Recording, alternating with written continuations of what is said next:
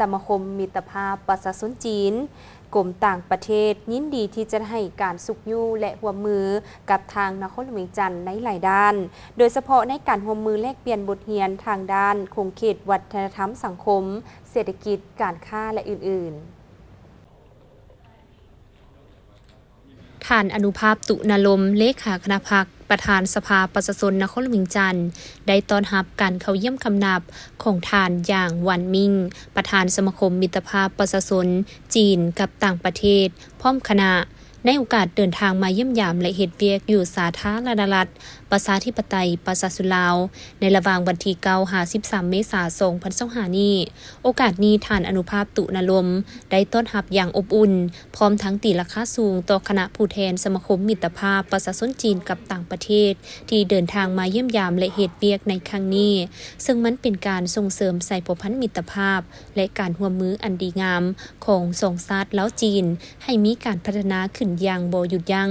ซึ่งลาวจีนได้มีการพัวพันร่วมมือและมีการแลกเปลี่ยนการไปมาหาสู่กันมาแต่ดนนานแล้วนอกจากนี้จีนยังได้ให้การสนับสนุนและช่วยเหลือลาวในหลายโครงเขตเวียกงานอันพ้นเด่นแม้นการสร้างเส้นทางรถไฟลาวจีนซึ่งเป็นการสุกยู่การร่วมมือและการแลกเปลี่ยนด้านเศรษฐกิจการค้าการลงทุนการท่องเที่ยวหันประเทศที่บ่มีชายแดนติดจอดกับทะเล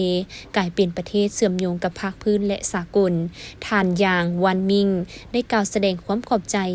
ต่อการต้อนรับอันอบอุ่นพร้อมทั้งกล่าวยินดีที่จะให้การสุขยู่และร่วมมือกับสาธารณรัฐประชาธิปไตยประชาชนลาวก็คือนครหลวงเวียงจันทร์ให้นับมือนับหลายขึ้นโดยเฉพาะการร่วมมือและแลกเปลี่ยนบทเรียนทางด้านของเขตวัฒนธรรมสังคมเศรษฐกิจการค้าและอื่นๆเพื่อเฮ็ดให้เศรษฐกิจของสาธารณรัฐประชาธิปไตยประชาชนลาวและนครหลวงเวียงจันทร์มีการพัฒนาขึ้นไปเรื่อยๆเนื่องในโอกาสปีใหม่ลาว 2025 ที่จะมาถึงนี้ท่านอย่างวันมิงยังได้อวยพรให้ท่านอนุภาพตุนลมและการนำของนครหลวงเวียงจันทร์จงมีสุขภาพที่แข็งแรงสืบโตนำพาและซี่นำเวียกงานของนครหลวงเวียงจันทร์ให้มีการเติบใหญ่ขยายตัวขึ้นหลายกว่าเก่าพิธีดังกล่าวได้จัดขึ้นในวันที่ 10 เมษายน 2025 อยู่ที่ห้องรับแขกสำนักงานปกครองนครหลวงเวียงจันทร์